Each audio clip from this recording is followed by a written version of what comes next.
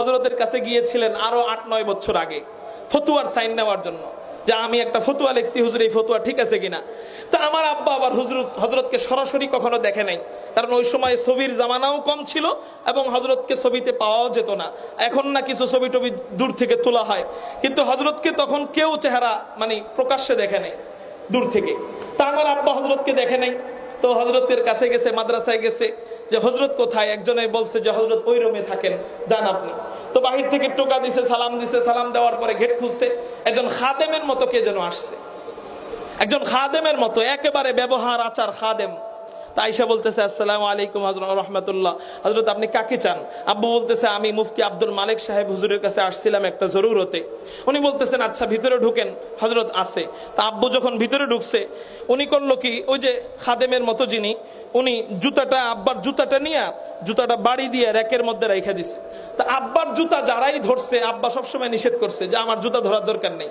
তা আব্বু ওই সময়ও নিষেধ করছিল যে আমার জুতা ধরার প্রয়োজন নাই। তারপরেও মেহমান আসছে, তো জুতা ধরে ভাঁজ করে ভিতরে রেখে দিছে। তা আব্বা মনে করছে, মনে হয় ওনাকে এই ইস্তেকবালের জন্যই রাখা হয়েছে, হযরতের খাদেম হয়তোবা ওনাকে বাহির থেকে কেউ আসলে এভাবে ইহতেরাম করে, এভাবে ইকরাম করে মেহমানকে ভিতরে ঢুকানোর জন্যই হয়তোবা রাখা হয়েছে। এই জন্য জুতার ক্ষেত্রে আব্বু বেশি কিছু মনে করে নাই। তো ভিতরে গেছে, যাওয়ার পরে বসছে। তো বসার পরে হুজরত বলতেছে, বলেন কি সমস্যা। এখন আব্বু বলতেছে, আমি আমার কথাটা মুফতি আব্দুল মালিক সাহেবকে বলতে চাই, হযরত কোথায়। এখন যে নাকি জুতা, আব্বুর জুতা সোজা কইরা লেকের মধ্যে রাখছে, উনি বলতেছে, আমি আব্দুল মালিক, আপনি আমারে বলেন। আর আস্তে করে আল্লাহু আকবার।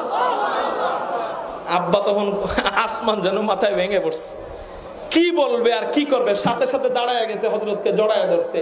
হযরত, আপনি বাংলাদেশের, শুনছি আপনি বাংলাদেশের ১ নাম্বার আলেম, বাংলাদেশের প্রথম কাতারের সর্বপ্রথম আলেম আপনি, ১ নাম্বারের আলেম আপনি, সেখানে আপনি আমার জুতা ধরলেন কেন?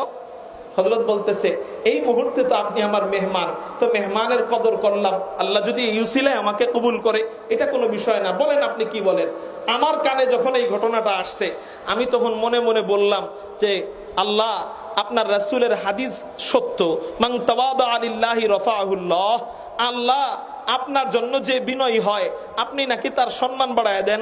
তো এই মুফতি আব্দুল মালিক সাহেবের সম্মান এতই যদি হয়, আমরা তো এখনো কেউ চিনি না, এমন কেন? তো নবীজির হাদিস সত্য, তাও আমরা মুফতি আব্দুল মালিক সাহেবকে চিনতেছি না।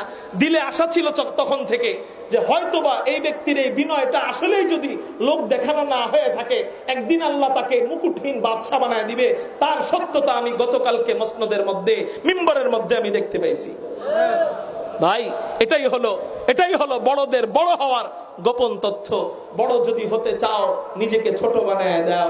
আল্লাহ আমাদেরকে ছোট বানায়, নিজেকে ছোট ভাবার তৌফিক দান করুক, বলি আমিন। বিনয়ের পাহাড় আমাদের ভিতরে রাখার তৌফিক দান করুক, সকলে বলি আমিন। তাহলে বলেন, আলেমদের বিরুদ্ধে ভুল লেখা সহজ, কিন্তু ওই জায়গায় যাওয়া অনেক কঠিন, ঠিক না বে ঠিক? আলেমদের বিরুদ্ধে লিখবো না তো ইনশাআল্লাহ, বিরোধিতা করবো না তো ইনশাআল্লাহ। আল্লাহ আমাদেরকে বুঝা আমল করার তৌফিক দান করুক। বলতেছিলাম, নবীজি বললেন, আল্লাহর বন্ধুদের সাথে যারা দুশমনি করবে তাদের সাথে যুদ্ধের ঘোষণা আল্লাহ পাক রব্বুল আলামিন নিজে দিয়ে দেয়। হাদিস জানায় দিলেন, মান আদালি ওয়ালিয়ান ফাকাদ আদানতুহু বিল হারব। তার মানে বুঝা গেল আমার নবীজি আল্লাহ ওয়ালাদের ব্যাপারে সুসংবাদ দিয়ে গেছে। তার মানে আমার নবীজি ৩ নাম্বার শ্রেণী, আল্লাহ ওয়ালাদের জন্য রহমত। চিৎকার দিয়ে বলেন না সুবহানাল্লাহ।